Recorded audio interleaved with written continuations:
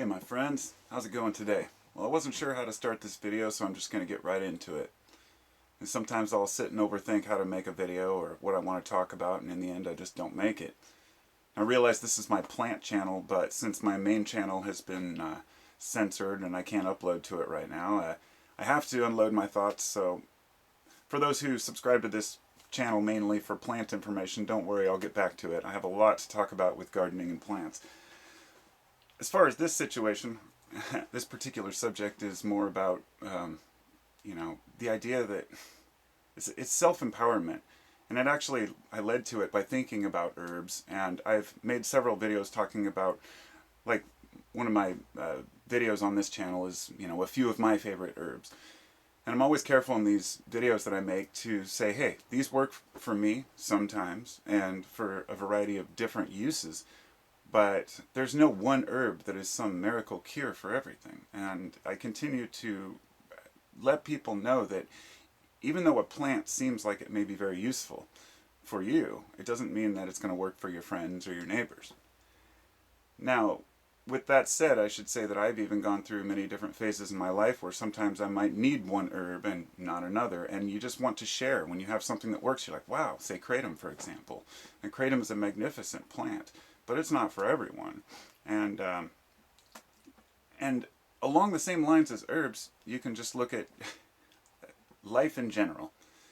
And what inspired me to make this video was just how many people are out there telling you what's best for you.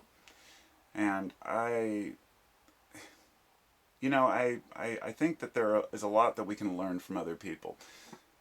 This is what I was afraid of, is my words are going to get tangled because it's difficult to express all the different things that I wanted to say.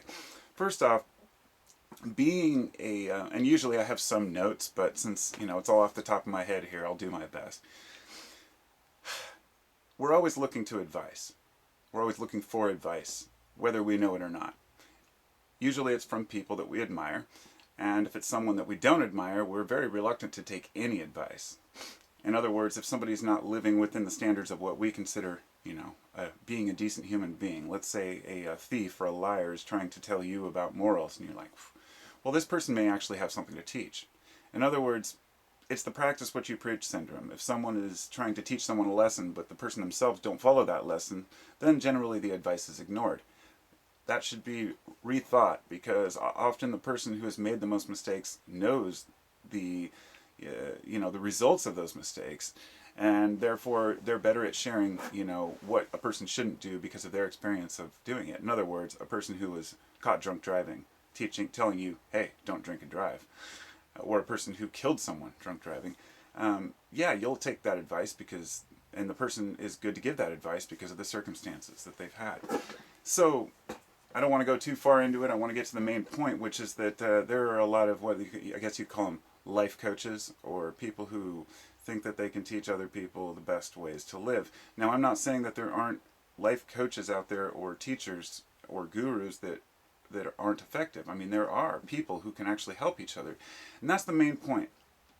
Some of us want to resist any type of teaching. We think we know what's best. We think we know better than the other people. As you grow up, you mature, you start to realize you don't know as much as you thought you know. And so then you start to pick and choose who you want to listen to. And it's very important that we don't get tied up in listening to any one individual as, this guy taught me everything I need to know. It has to come from a wide variety of human beings, but also we have to be willing to listen to those that we disagree with. And I think that that's a crucial point that we're missing, especially in today's dialogue. I mean, it's become so absurd that, I wrote like a 7,000 word little essay that I was going to make into a video. It ended up being like 16 pages long, and it's about the current situation of politics in this country.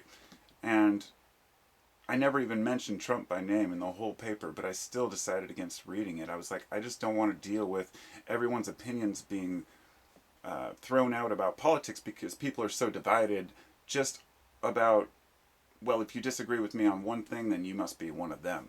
You're either a libtard or you're a racist. On the other end, it's just ridiculous. So the dialogue between us has become a lot more difficult, and therefore we're only willing to listen to people who we agree with 100%. And this is to our own, this is our own loss. But anyhow, I take a lot of notes. I mean, I have books and books of notes. And sometimes I'll just write down, like this one page I was just looking at. It's got this little bubble of how to relax, being content. And then it has these arrows that move around to different art, music, love, then oxytocin, the gut, the mind, food we eat, nature, being inspired, or escaping from reality. And so when I put all these ideas down, I in a form that I can see, then I start to find patterns that I'm like, okay, this makes sense to me. But it doesn't mean I can just run out and try to explain it to other people in the way that I see it. And this is actually more difficult to express than I thought it would be. Listen, you're your own teacher. You are your own best teacher. But we can't be ignorant to the fact that everything we learn is from other people, or from observing nature. Even if we're observing nature and saying, well, I'm going to live within these natural laws, we're still observing our nature, because we are part of nature. You can't deny that, you can't escape it, and also we can't escape from the fact that we're the observers of our own, I guess our consciousness kind of puts a kink in trying to analyze life and saying what's best for me. So I guess what I'm getting at is that we need to take advice from other people, but we need to be careful when we're giving advice or taking advice to realize that just because a person says something worked for them doesn't mean it will work for you. And just because something worked for you yesterday doesn't mean it'll work for you tomorrow. And that goes for just about everything. Because of that, we have to be willing to change our beliefs. We have to be willing to change our ideas and ideals about how the world should be. When I was young, I was full of frustration, and I definitely lashed out at the world. I didn't really, I didn't deal well with all the ignorance around me, and so I basically bashed religion. I was constantly anti anything that had to do with progress or society, or basically the whole system was corrupt and it had to fall apart. And now, before I made this video, and I was thinking, well, what are some of my heroes? And I thought, it's so funny because I have, not heroes, I should say people that I would listen to and admire for what they do. I learned to admire people for their inspiration and for their efforts rather than for what they do, as long as it's not overly harmful to other people. In other words, my example, I guess, would be, I very much admire people like Ram Dass, who was but Richard Alpert was his real name. He was born. He went to Harvard, I believe, with Timothy Leary, and around the same time they took LSD together. Long story short, he left being a professor and decided to become a guru, more or less. Went to his guru, which was Maharaji, which the first time he saw the guy told him all this stuff about his mom who had just passed, and he couldn't believe the guy knew it, and so it really opened up his mind to it. The point being that I admire his demeanor and the fact that wealth meant nothing to him, that his inspiration was understanding the self. But I also admire, let's say, I wouldn't say I admire the wealthy, because most wealthy people, let's just say, okay, there's Charles Munger and Warren Buffett. And if you've ever seen Warren Buffett actually speak, a lot of people, he's a billionaire, so he's part of the problem, and a lot of people hate the guy with absolutely no good reason. He is one of the most down-to-earth, normal, humble guys there are. I mean, I watched a documentary, several shows about him, but one I watched where he drives old cars that have been hail damaged because they're cheaper, and his daughter buys his cars for him, and he still lives in a modest small house.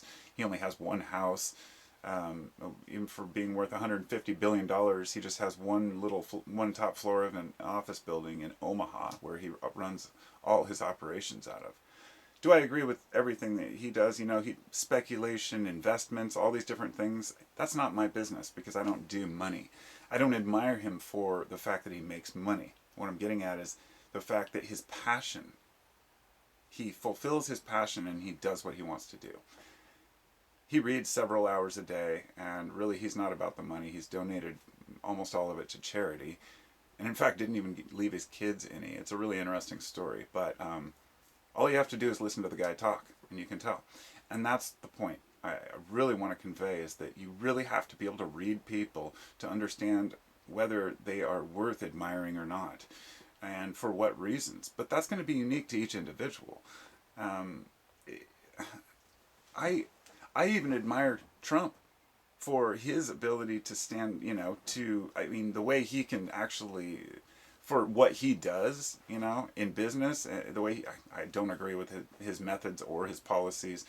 I don't really agree with anything in politics, and I probably shouldn't have even brought that up in this video, but I wanted to make the point that I can even give credit where credit's due to those who I completely disagree with most of the time.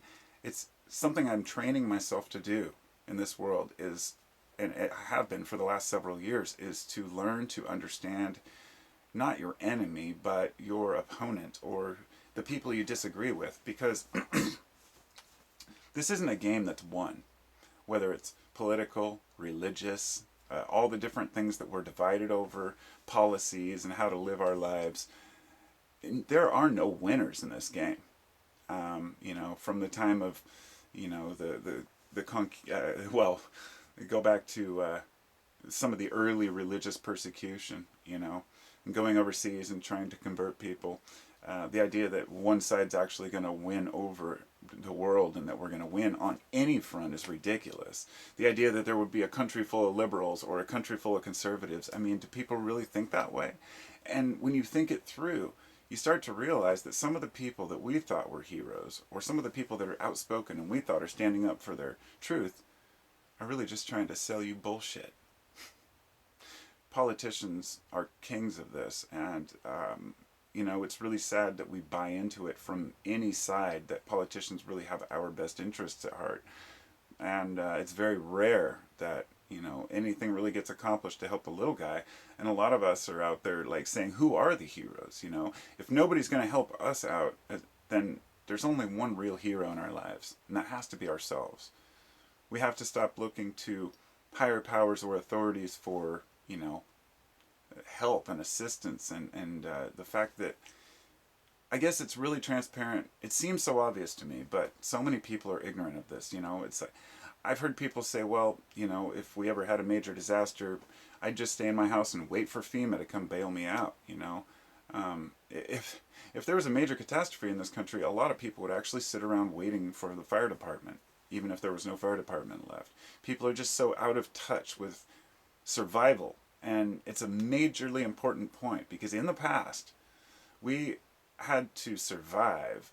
The land was trying to kill us, and we really had to. Once we learned to, farm, build communities, and, kept out wildlife, and we were able to protect our children, we started to get kind of lazy in our thinking, and then we started looking up to people who just were big talkers, but didn't really get much done, And I guess I'll leave on that note.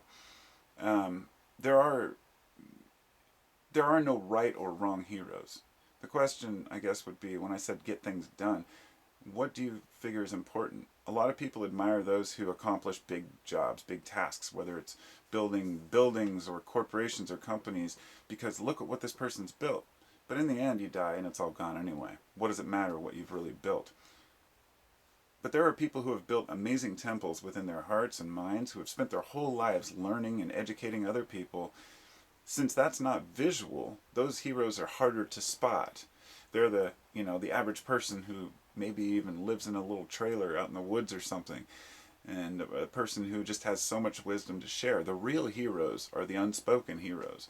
The real teachers are often the little old man that you meet on the corner, who's fumbling with his coupons at the checkout or whatever it might be. Everyone has a lesson.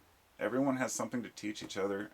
And if we're willing to listen and stop infighting so much, then, if that's possible, then perhaps we could change our view of what we think to be important.